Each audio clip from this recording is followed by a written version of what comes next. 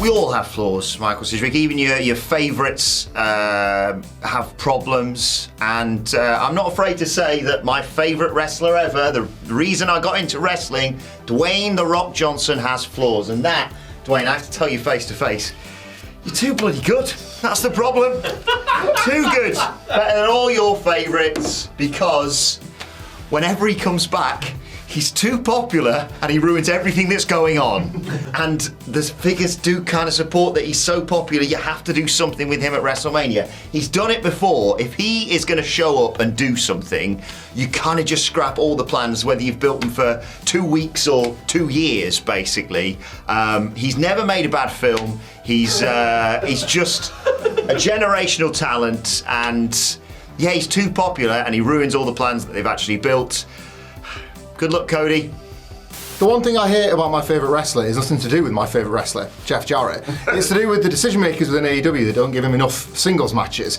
Hearing Jeff Jarrett's "Bree-woo" is a bit like hearing the sting at the start of Natalia's music. You think somebody else is coming. In her case, it's Bret Hart. In his case, it's him with Jay Lethal. I don't want any more tag matches. That genre of Jeff Jarrett, Jay Lethal tag match was perfected at Double or Nothing, which I was privileged to be there live as Karen Jarrett thrashed Aubrey Edwards with the acoustic equaliser. Done. Finito. Give that man the television time he deserves, and ideally a title to play with as well. Yeah. He has proven all of his doubt was wrong in this AEW wrong. Everybody remembers Triple J in TNA. Everybody thinks he's like a political succubus and nightmare. He has played up to that reputation with fabulous effect in AEW. He makes so much more sense than half the wrestlers that Tony Khan insists on signing, because we've got enough great wrestlers. We need some absolute bastards from a different era that can be the contrast to the best of the great wrestlers, the proper elite wrestlers, and somebody that kind of has nothing to do with the very nature of the word. I love what Jeff Jarrett can bring, and I genuinely believe, it might be conspiratorially, that there have been some like dark forces at work that have seen how over he got on television in a pretty tepid year for the product and took him out of it. Yeah. Like, I don't understand why, when all he kind of offered on TV was value on the undercard. I'm not campaigning for him to win the world title or anything, although he'd give Joe a great match. I've seen them. Like, I'm not campaigning for him to win the world title. I'm just saying that, like, he could absolutely figure as a singles act in 2024 and beyond. Doing jobs for people, losing to people, getting hit with his own guitar, having fun hitting others with guitar. And instead, we're trapped in this vortex of tag matches. Justice for Jeff. I'm going to cheat for this one. I'm going to pick a stable of wrestlers, because I love me some Bryan Danielson, I love me some Claudio Castagnoli, I love me some Jon Moxley. I don't love me some Blackpool Combat Club. I don't understand it, and I don't really know what they're doing together as a unit anymore. They've been together about 2 years now at the time of recording, which is a decent amount of time, and I like when stables actually run for multiple years. It's better than just randomly binning it off in most cases. But when Regal left, the name didn't make any sense, and their aim, just what already existed, was already kind of like, I don't really get this. They're just a bunch of guys that like to beat up wrestlers and make them feel pain. Congratulations, that's most motivation for most wrestling stars most of the time. It's a bunch of technical wrestling guys, and then Jon Moxley is like this goon who's attached to it because he just loves beating people up in deathmatch style ways. It never really clicked for me.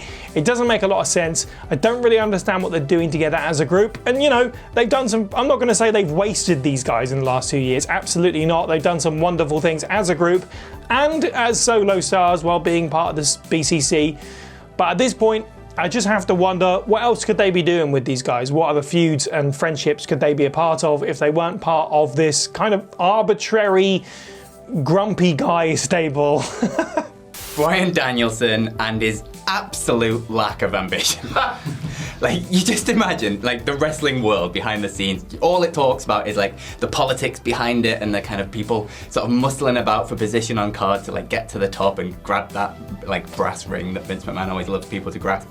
And Bryan Danielson to his credit, in a way, just kind of went along with whatever, kind of did what he wanted to do, did his own little style, and it got him to the top eventually. But if you imagine Bryan Danielson with the kind of drive and ambition of like a Stone Cold or a Cena, or like any one of the sort of top stars of the last 50 years that have actually like fought tooth and nail, clawed for their position on the card, imagine the amount of incredible storylines, incredible like championship runs, incredible matches, like at the top of all cards we could have had from him. Like he could have like muscled his way into like probably WWE working with New Japan if he like actually fought his like position on the card.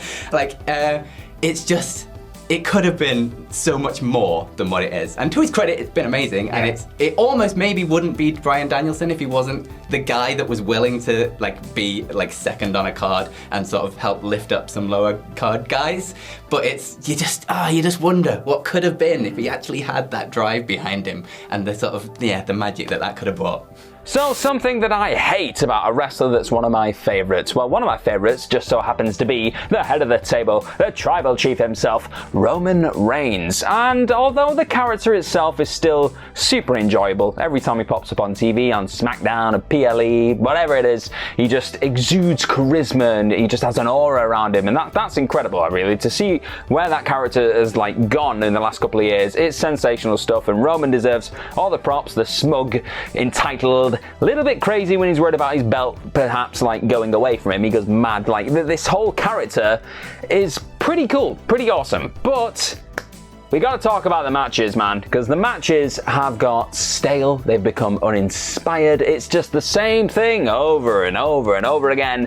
It is shenanigans, ref bumps, somebody like at the last minute putting Roman's leg on a rope or knocking out the ref and giving him a steel chair and then he hits somebody with it or whatever. There's just screwy finishes that have completely undermined, I'd probably say, the last year or so of Roman's reign in particular, because he's not really been shown or depicted as somebody that can do it himself at all. Like, fair enough, every now and again the heel does need to kind of resort to these tactics, these underhanded tactics to just get the job done and establish them as a villain within this universe. I get that, but when you're kind of talking about being the real top dog in all of WWE and this megastar, this superstar, this person that has just held this title for so long, nobody can get their hands on it, not being able to get the job done really on your own at all currently in the last like couple of months, or the last couple of defenses in particular, like LA Knight, Cody Rhodes, Sami Zayn, like all these kind of big high profile defense. Jey Uso is a big one as well. I just had to check my notes there for a second. Jey Uso, the big one at SummerSlam, the tribal combat thing where there wasn't even meant to be any interference. There was still interference and shenanigans because bloodline drama.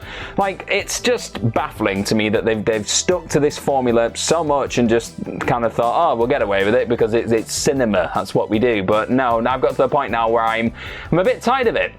This has been recorded before the Royal Rumble, so I'm hoping that the Fatal 4-Way madness can just kind of maybe just dilute that, and that doesn't happen this time. We don't get loads of shenanigans. Jimmy Uso and Solo don't get involved and don't cost like everyone else in the match, and Roman walks out like via those methods. Maybe The Rock comes back and just beats those guys up and something else happens. Like, I hope that happens instead and not the same just tired and boring shenanigans that have just got Roman all the wins recently, and I'm fed up of it. I want to grab Kenny Omega by the scruff of the neck and tell him to be a star on North American TV. And the thing what annoys me, right, is that in this video, you will hear Phil Chambers say about Bryan Danielson, would he be the same, like, incredibly likable, irreverent, funny guy, Danielson, if he was like a bit of a prick and out for himself backstage? Probably not. In another video, another chatty face, Andy Murray's made the point that would CM Punk be CM Punk if he didn't have that drive, that absolute refusal to be told what to do or how to conduct himself. What annoys me is that that's not true of Kenny Omega.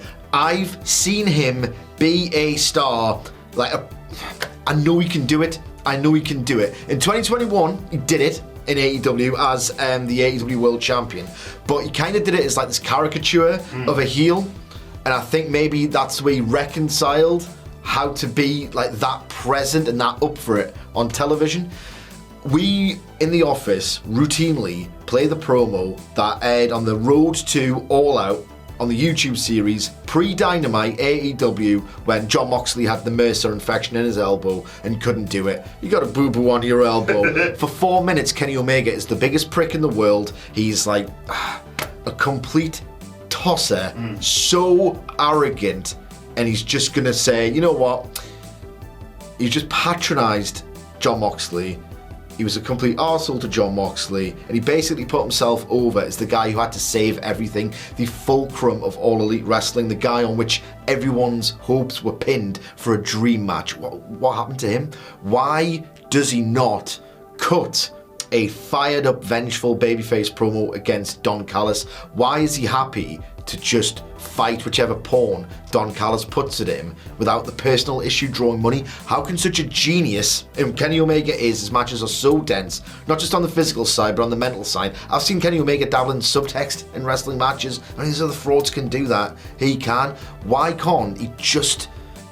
Maybe he considers it like luring himself to it. I don't know. Why can't he just say, Don Callis, you pissed me off and I'm going to rip your face off? Just something basic to get people to believe in this character, because I think too often he appears like aloof, like he doesn't seem interested. Maybe he thinks like North American TV and the trappings are like beneath him.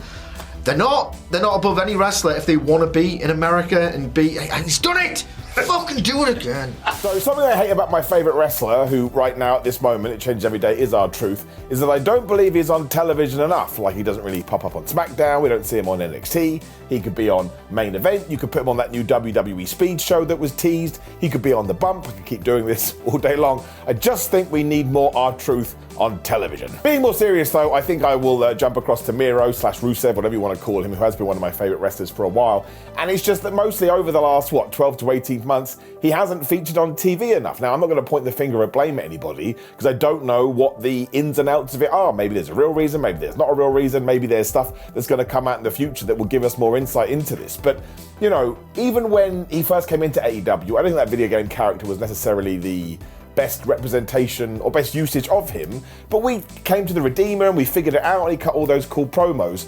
And even when I try and think about it, like, he had that really short run as TNT champion, which was great. I enjoyed the mini feud, if you can call it that, with Andrade. I liked everything with Powerhouse Will Hobbs. I thought we could do a round 2 with that, and it kind of teased, but you really start to struggle to think of anything else he's done in All Elite Wrestling. And again, I don't want to rag on it too much because there may be a very justifiable reason, but even with his absence, if we can call it that, he's still one of my favourite wrestlers, which kind of sums up how much I obviously do enjoy him and obviously do like him. But I really do hope in 2014, as we are recording this in January, that we can just figure out a way to utilise him more. I suppose maybe that's just how Tony Khan sees him. He's like Andre the Giant back in the days, a special attraction. But I think you probably need a bit of a better balance. And at the moment, yeah, we just don't see him, and he hasn't really had his defining AEW run. And even if his plan is to go back to WWE, which is totally fine, you know, he's a human being, he's allowed to make these choices. I would like it if we just sort of had 6 months going on a tear, or just facing a bunch of people that I'd love to see him face. For example, Miro versus Kenny Omega. I don't think we've ever seen like Miro versus Hangman Adam Page, although I may be wrong about that one. But again, the fact that I have to kind of go into my brain and just leap out and go, oh my gosh, this has happened, I think is a little bit of a shame. So let's hope that R-Truth gets featured more on television. And ironically, let's hope that Miro also gets featured more on television, but for vastly different reasons. And of course, if Miro does go back to WWE, we can do him, I guess he'd be called Rusev again, versus R-Truth, and then I'll never have to worry about anything ever again, as long as I live. And I'll probably lay down and just live out the rest of my days that way, because I will have peaked. CM Punk will not stop fighting, mother effers. I kind of go back and forth on this, right? If you ask me next week, I'd actually love that he fights everyone in the world, but, you know, this week I've decided that I don't.